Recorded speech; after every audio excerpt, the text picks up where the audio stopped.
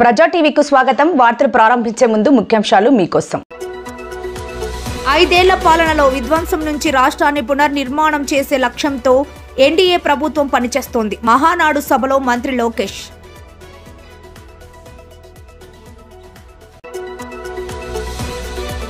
రైతులకు అడంగల్ జారీలో ఇబ్బందులు లేకుండా చూడాలని అధికారులను ఆదేశించిన నంద్యాల ఆర్డీఓ చల్లా విశ్వనాథ్.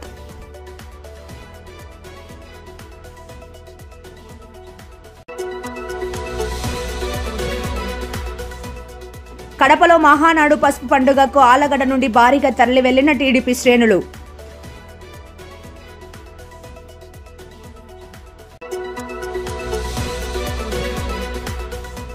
మహానందీశ్వర స్వామి దేవస్థానం ఆలయ హుండీ లెక్కింపు 62 లక్షల ఆదాయం.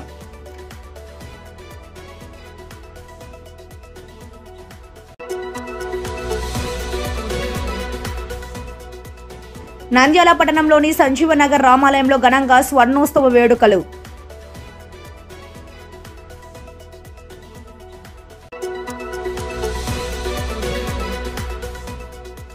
డ్రోన్స్ సాంకేతికతను పెద్ద ఎత్తున వినియోగించుకోవాలని నంద్యాల జిల్లా రైతులకు సూచించిన కలెక్టర్ రాజకుమారి గనియా. 5 ఏళ్ల పాలనలో విధ్వంసం నుంచి ప్రజలను కాపాడుకొని రాష్ట్రాన్ని పునర్నిర్మాణం చేసే లక్ష్యంతో ఎన్డీఏ ప్రభుత్వం పనిచేస్తోందని టీడీపీ జాతీయ ప్రధాన కార్యదర్శి మంత్రి నారా లోకేష్ తెలిపారు. తెలుగుదేశం పార్టీ ప్రతిష్టాత్మకంగా నిర్వహించిన మహానాడు 3వ రోజు భారీ బహిరంగ సభ జరిగింది. ఈ సమావేశంలో మంత్రి నారా లోకేష్ మాట్లాడుతూ గత ప్రభుత్వ విధ్వంసాలను సరిచేసుకుంటూ ప్రజలకు హామీ ఇచ్చిన ఇదొక పథకం అమలు చేస్తున్నామని అన్నారు. ఇప్పటికే పింఛన్ 3000 నుంచి 4000కు పెంచామని, అలాగే ఏడాదికి 3 గ్యాస్ సిలిండర్లు ఉచితంగా ఇస్తున్నామన్నారు. ఈ ఏడాది అకాడమిక్ నాటికే 16,000కు పైగా టీచర్ పోస్టులు భర్తీ చేస్తున్నామన్నారు. అలాగే ఈ ఏడాది జూన్లోని తల్లికి వందనం, త్వరలోని అన్నదాత సుఖీభవతో పాటు ఆగస్టు నుంచి అక్కా చెల్లెమ్మలకు ఉచిత బస్సు సౌకర్యం కల్పిస్తామన్నారు. రాకపోగా ఉన్న కంపెనీల్ని పక్క రాష్ట్రానికి తరిమేసే పరిస్థితి మనందరం చూసాం. 1000 రూపాయలు పెంచేదానికి 5 సంవత్సరాలు వాళ్ళు తీసుకున్నారు. ఏకంగా జే బ్రాండ్ లిక్కర్ తో విషం కంటే ప్రమాదమైన మద్యం అందించి 30,000 మందిని చంపి 1,000 కోట్ల రూపాయలు ధనాన్ని లూటీ చేశారు. అందుకే రాష్ట్రాన్ని కాపాడుకునే దానికే కూటమి ఏర్పడింది. ప్రజల కోసం గౌరవ ప్రధానమంత్రి నరేంద్ర మోడీ గారు, మన చంద్రన్న, జనసేన అధినేత, నాకు అన్న సమానమైన పవరన్న అందరూ ఎజెండాలు పక్కన పెట్టుకుని పని చేశారు. ప్రజలు మన్ని ఆశీర్వదించారు, కూటమిని ఆశీర్వదించారు. ప్రజా ప్రభుత్వం ఈ రోజు ఏర్పడింది. ఎన్ని ఆర్థిక ఇబ్బందులున్నా ఇచ్చిన ప్రతి హామీ కూటమి ప్రభుత్వం నిలబెట్టుకుంటూ ముందరికెళ్తుంది. దేశంలో ఏ రాష్ట్రంలో ఇవ్వని విధంగా వృద్ధులకి 4,000 రూపాయలు, వికలాంగులకి 6,000 రూపాయలు, ఏకంగా బెడ్ కి పరిమితం అవుతే 15,000 రూపాయలు ప్రతి నెల పెన్షన్ ఇచ్చి ఆదుకుంటుంది కూటమి ప్రభుత్వం. దీపం పథకం కింద ప్రతి ఏటా ఉచితంగా 3 గ్యాస్ సిలిండర్లు కూడా మన ప్రభుత్వం అందజేస్తుంది. ఇంకా అన్న క్యాంటీన్లు కూడా తిరిగి ప్రారంభించాం. ఇంకా జూన్ మాసంలోనే తల్లికి వందనం కూడా మన ప్రభుత్వం ఇవ్వబోతుంది. అన్నదాత సుఖీభవ త్వరలో అమలు చేస్తున్నాం. ఆగస్ట్ 15 నుంచి మా అక్క చెల్లెలు, పెద్దమ్మ, చిన్నమ్మలు ఆర్టీసీ బస్సులో ఉచితంగా కూడా ప్రయాణించే హక్కు మన ప్రభుత్వం కల్పించబోతుంది. ఇంకా 16,347 పోస్టులతో మెగా డిఎస్సి మనం ప్రకటించుకున్నాం. జూన్ మాసంలో ఎగ్జామ్స్ నిర్వహించి ఏకంగా వచ్చే అకాడమిక్ ఇయర్ కి ఉపాధ్యాయుల్ని కూడా పొజిషన్ చేస్తాం. పోయిన ఎన్నికల్లో ప్రభుత్వ ఉద్యోగస్తులందరూ కూటమి ప్రభుత్వానికి సహకరించారు. ప్రతి నెల 1వ తారీఖు నాడు వాళ్ళ జీతాలు ప్రభుత్వం చెల్లిస్తుంది. వాళ్ళకి అనేక సమస్యలు ఉన్నాయి. ఆ సమస్యలన్నీ కూడా ఒక పద్ధతి ప్రకారం కూటమి ప్రభుత్వం పరిష్కరిస్తుందని ఈ సభాముఖం వాళ్ళందరికీ తెలుపుతున్నాం. రైతులకు అడంగల్ జారీలో ఇబ్బందులు లేకుండా చూడాలని నంద్యాల రెవెన్యూ డివిజన్ అధికారి చల్లా విశ్వనాథ్ అధికారులను ఆదేశించారు. ఇటీవల డివిజన్ పరిధిలో కొన్ని సాంకేతిక సమస్యల వల్ల ఆన్లైన్ అడంగులు రావడం లేదన్న ఫిర్యాదులు అందుతున్నాయన్నారు. డిజిటల్ సైన్ మిస్ అయిన వాటిని సరిచేసి అడంగులు అందుబాటులో ఉండేలా చూడాలన్నారు. రైతులు ఇప్పుడు ఖరీఫ్ పంటకు గాను బ్యాంకు నుంచి రుణ సదుపాయం పొందేందుకు అడంగల్ అవసరం కావున రైతులకు ఎలాంటి ఇబ్బంది లేకుండా చూడాలని సంబంధిత తహసీల్దార్లను ఆయన ఆదేశించారు.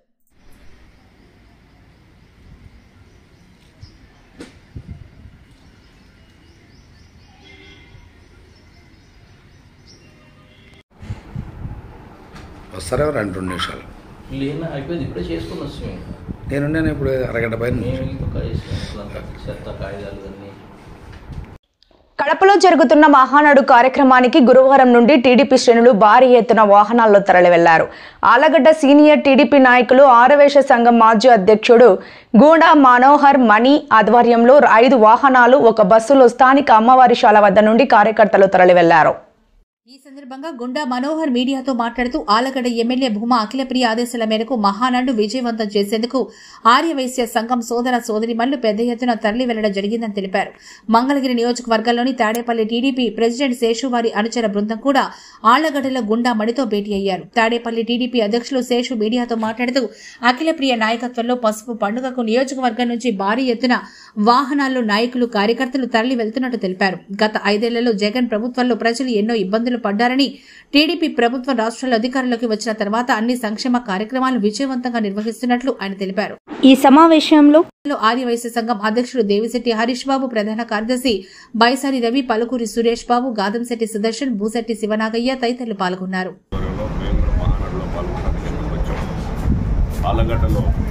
భూమా అఖిలప్రియ గారి ఆధ్వర్యంలో మా మిత్రుడు మణిగారు ఇక్కడ ఘనంగా కలవడం జరిగింది. చాలా ఆనందకరం. భూమా గారి వారసత్వంగా అఖిలప్రియ గారు ఆళ్లగడ్డలో భారీ మెజార్టీతో గెలిచారు. ఇవాళ మహానాడు సభను కూడా విజయవంతం చేసుకున్నారు. అలాగే రాయలసీమ గడ్డ అంటే తెలుగుదేశం పార్టీ అడ్డా అనే విధంగా ఈ మహానాడు జరగబోతుంది. నారా లోకేష్ బాబు గారి ఆధ్వర్యంలో 3వ తరంలో రాష్ట్రం మొత్తం కూడా తెలుగుదేశం పార్టీ వైపు చూసే విధంగా పార్టీ నడపబోతున్నారు.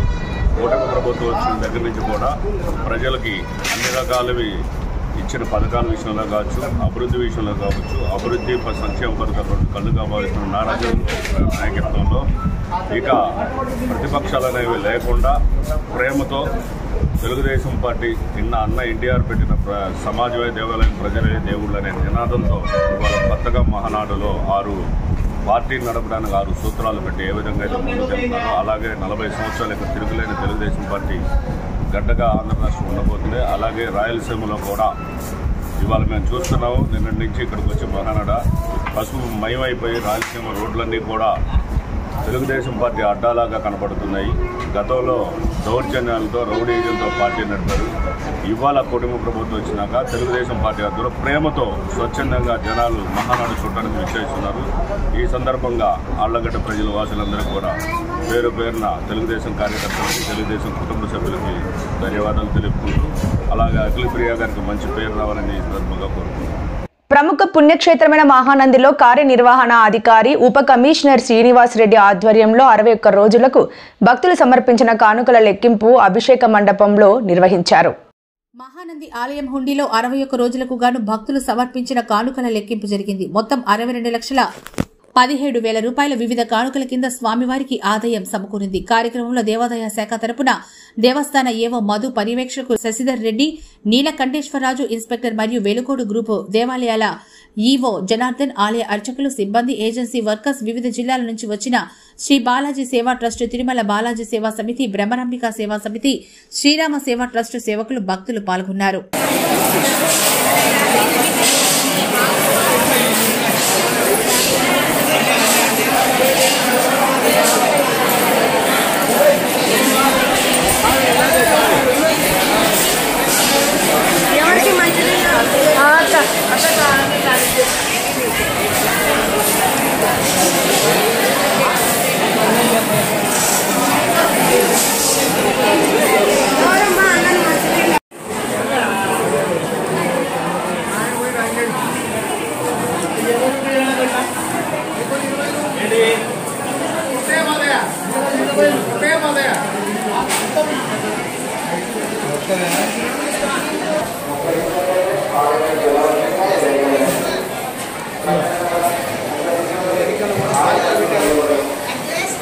పట్టణంలోని సంజీవనగర్ రామాలయం స్వర్ణోత్సవ వేడుకలు భగవత్ సేవా సమాజ్ ఆధ్వర్యంలో అంగరంగ వైభవంగా జరుగుతున్నాయి.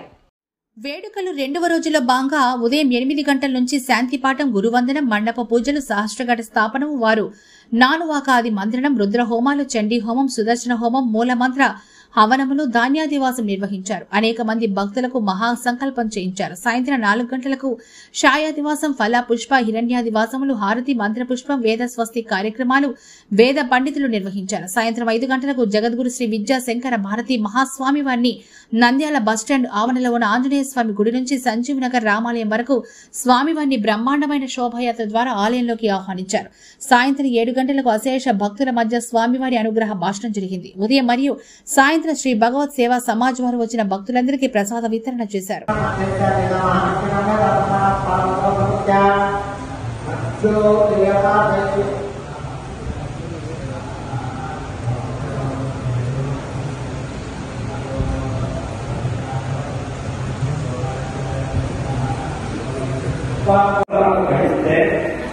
ఆ దేవాలయంలో ఉండేటువంటి విగ్రహ మూర్తులకు ఆ దేవత అంటే అనుగ్రహ శక్తి తగ్గుతూ పోతూ ఉంటుందంట. ఎప్పుడు 12 ఏళ్ళు. కాబట్టి ఆ పుష్కర కాలంలో ఈ కుంభాభిషేకం అనేటువంటి కార్యక్రమం చేయాలి అని చెప్పి మనకు ఆగమ శాస్త్రాలు చెప్తున్నటువంటి విషయం. మరి ఈ కుంభాభిషేకంలో ఏ కార్యక్రమాలు ఉంటాయి? ముఖ్యంగా కుంభాభిషేకంలో 11 రకాలైనటువంటి కార్యక్రమాలు ఉంటాయని చెప్పి మనకు శాస్త్రాలు చెప్తున్నాయి, ఆగమ శాస్త్రాలు. మొట్టమొదటిది పవిత్రమైనటువంటి మట్టిని సేకరించాలి.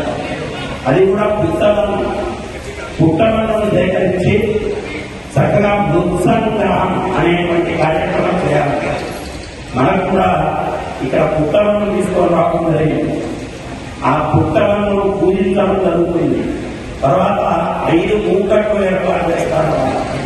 ఆ 5 మూకట్లలోకి కూడా ఈ పుట్టమన్ను వేసి చక్కగా ముందే నానబెట్టినటువంటి నవధాన్యాలన్నీ కూడా ఆ పుట్ట మట్టిలో వేసి వాటిని మొలకెత్తించే కార్యక్రమం చేస్తారు.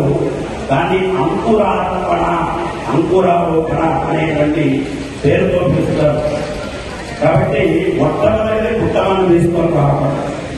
రెండవ కార్యక్రమం అంకురార్పణ అనే 3 రోజులు 5 రోజులు దీక్షతో జరగవలసిన కార్యక్రమం. కాబట్టి ఈ 3 రోజులు దీక్షతో జరిగే కార్యక్రమాన్ని కంకణ ధారణ చేసుకోవాలంటారు. చక్కగా కంకణం కట్టుకొని కొంతమంది దంపతులు ఆ దీక్ష వహించి చక్కగా ఈ 3 రోజులు ప్రయాణిక దీక్ష లేదా 5 రోజులు పాంచాంగిక దీక్షతో ఈ కార్యక్రమాన్ని చేయాలి అని చెప్పి మనకు ఆగమ శాస్త్రాలు చెప్తున్నాయి. కాబట్టి కంకణం కట్టుకునే కార్యక్రమం 3వ కార్యక్రమం. ఇంకా 4వది క్షేత్ర శుద్ధి, సకల దేవత ప్రీతికై చేసేటువంటి వాస్తు పూజ అనేటువంటి కార్యక్రమం చేయాలి అన్నమాట. నిన్నటి రోజున ఇక్కడ గణపతి పూజ ఈ సంబంధిస్తే వాస్తు పురుషుడిని పూజ వేసి ఆ వాస్తు పురుషుడికి ఆవాహనాది పూజా కార్యక్రమాలని చేశామన్నమాట. అన్ని కార్యక్రమాలు చేసి ఆ దర్భకట్టిలోకి వాస్తు పురుషుడిని ఆహ్వానించి ఆ దర్భకట్టిని పవిత్రాగ్నితో వెలిగించి చక్కగా వెలిగింపజేసి యాగశన చుట్టూ తిప్పారన్నమాట. దాన్ని వాస్తు పర్యటనీకరణ అనుకుంటున్నాం. ఆ కార్యక్రమం ఆ యాగశన చుట్టూ తిప్పి అన్ని హోమలోకి కూడా అగ్ని మొత్తం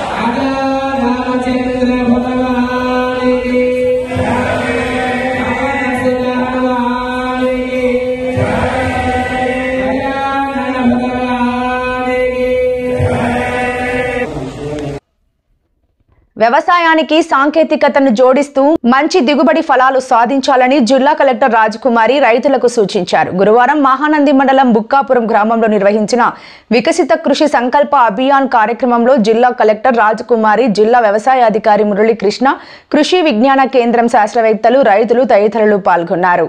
ఈ సందర్భంగా జిల్లా కలెక్టర్ రాజకుమారి మాట్లాడుతూ వ్యవసాయానికి సాంకేతికతను జోడిస్తూ సకాలంలో పంటకు అవసరమైన రసాయనాలు అందజేయడానికి డ్రోన్స్ ఎంతగానో ఉపయోగపడతాయని, వాటిని రైతులు పెద్ద ఎత్తున వ్యవసాయానికి వినియోగించుకోవాలన్నారు. జిల్లాలో ఇప్పటి వరకు 40 రైతు గ్రూపులకు డ్రోన్స్ అందివ్వడం జరిగిందన్నారు. రైతు 1 ఎకరా పిచికారీ చేయడానికి 3 నుంచి 4 గంటల సమయం పడితే డ్రోన్స్ ద్వారా 1 ఎకరానికి కేవలం 10 నిమిషాల్లో పిచికారీ పూర్తి చేసే అవకాశం ఉంటుందన్నారు.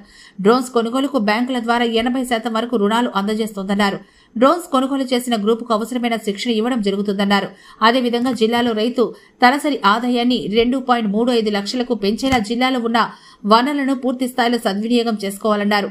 2029 నాటికి ప్రతి రైతు తలసరి ఆదాయం 3 లక్షల వరకు పెంచేలా కూడా ప్రణాళిక రూపొందించుకోవాలన్నారు. జిల్లాలో 42% వ్యవసాయం మీదనే ఆధారపడి ఉందని, అందులో ఎక్కువ శాతం మహానంది మండలం నుంచే స్థూల దేశీయోత్పత్తి అధికంగా పెరిగే అవకాశం ఉందన్నారు. మహానంది మండలంలో రైతు తలసరి ఆదాయం 3.60 లక్షల వరకు ఉందని, ఆ దిశగా అన్ని మండలాలు అభివృద్ధి చెందాలన్నారు. పంటలకు మోతాదుకు మించి రసాయనాలు, అధిక శాతం నీరు పంటలకు ఇవ్వడం ద్వారా భూసాంద్రత, కార్బన్ కంటెంట్, సూక్ష్మ పోషకాలు తగ్గే అవకాశం ఉందన్నారు. పొలాల్లో ప్రకృతి సేంద్రియ ఎరువుల వాడకం పెంచాలని కలెక్టర్ రైతులకు వివరించారు. అంతకుముందు కృషి విజ్ఞాన కేంద్రం శాస్త్రవేత్తలు డ్రోన్స్ వినియోగంపై రైతులకు సంపూర్ణ అవగాహన కల్పించారు.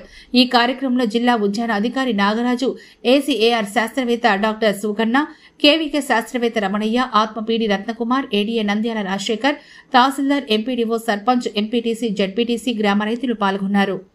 వార్తలు ముగించే ముందు ముఖ్యాంశాలు మరోసారి. 5 ఏళ్ల పాలనలో విధ్వంసం నుంచి రాష్ట్రాన్ని పునర్నిర్మాణం చేసే లక్ష్యంతో ఎన్డీఏ ప్రభుత్వం పనిచేస్తోంది. మహానాడు సభలో మంత్రి లోకేష్.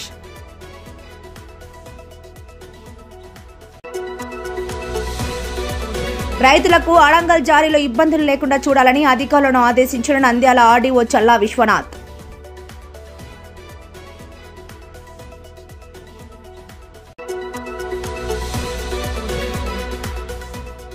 కడపలో మహానాడు పసుపు పండుగకు ఆలగడ్డ నుండి భారీగా తరలి వెళ్లిన టీడీపీ శ్రేణులు.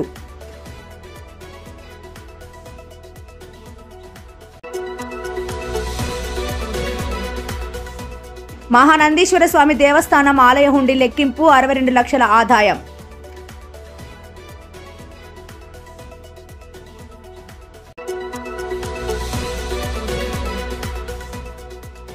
నంద్యాల పట్టణంలోని సంజీవనగర్ రామాలయంలో ఘనంగా స్వర్ణోత్సవ వేడుకలు.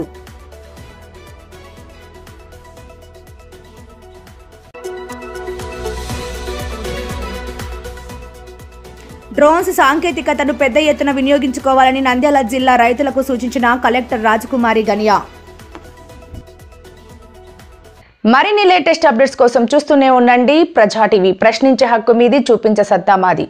Voice is yours.